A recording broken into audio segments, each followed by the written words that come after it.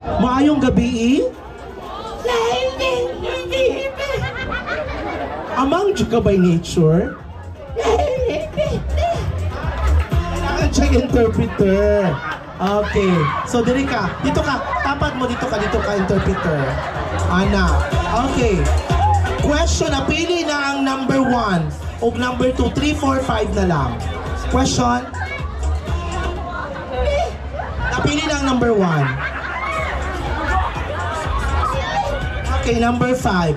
Okay. Mauni ang pangutana, paminaw kay translate ni Masaya. O ha? Ano ba siya? Buang yung kabayot ba? Okay. Hala, candidate siya. Basig traidoron ka. Okay lang sa imo ha? Okay lang daw. Okay. So since nga, ano ka, parang medyo, your question goes like this, number 5. Question number 5, judges. Ano sa daw? Okay. Muna mong pangutana. What have you learned in the world at your age? Translator. Dali. Dala na siya. Hello, ladies and gentlemen. What was question again? Question is, what have you learned in this world in your age right now? What I have learned in my age right now.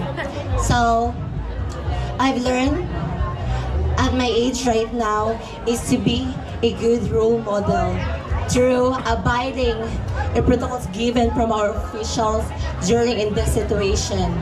And that action, it shows I already contributed to the community and to them. Yes. And that would be all. Thank you and good evening. Nalimtan yung memorize. Okay, candidate number 4. Candidate number 4, please. Uy! Okay, you know what, candidate number 4 is very, very kalog.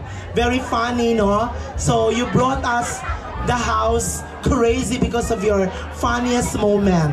Okay, so dami siguro yung childhood. No, kay lingaw man kay siya. So your question, how are you?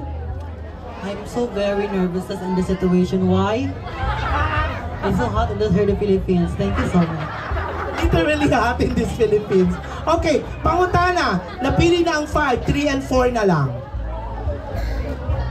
Choose number. 3 or 4? For me, it's 4. Why? Because 4 na lang ang mga choice. Okay. Since witty man kaayo siya, no, matest na to yung pagka-wittiness. Karon. Okay. Your question. What do you think is the greatest injustice in this world? Okay, Bisaya daw na ako. Okay, unsa man para nimo ang pinaka, what's injustice in Bisaya? Hustisya. Pinakawalay hustisya sa kalibutan. Unsa para nimo ang pinakawalay hustisya sa kalibutan? Hello? Okay, thank you so much for the very wonderful question. Hello? Okay, para sa ako unsa ang walay hustisya nga? Walay hustisya sa kalibutan. Para sa ako ang walay hustisya sa kalibutan, ang pagpili nato sa mga opisyales. Kabulo mo nga, naglisod na ang Pilipinas. Ano na itong president nato karon? Tag-20 na ang bugas. Wa man. Wala yung bugas tinatabang na tag-20. Muna ang ato dapat, ang ato ang mapalitag hustisya, ang pagpili sa maong opisyales. And I thank you. Very brilliant answer. Okay. Okay. Wala ko kasagang ato ha. Well, anyway, our last but not the least, candidate number 5, kamukha niya si Angel Luxin. Katong wala pa si Angel Luxin nagkasakit. Charing. Okay. Good evening to you, candidate number 5. Good evening. Okay. You don't have a choice but to choose number 3 question. Okay, your question goes like this. What comes in your mind when you hear the word laughter? What comes in your word? Yeah, laughter. Katawanan. In the word laughter. For me, dagan siya word nga magkatawa, like katawan ng isa kabayot kay because of her gender and her appearance like me. Kadungog ko katawa sa ubang tao because ako appearance siyempre sakit kay siya, and I hope nga dili maibutan niyo sa lugar inyong katawa, o I hope nga na siya ipadulungan. I thank you.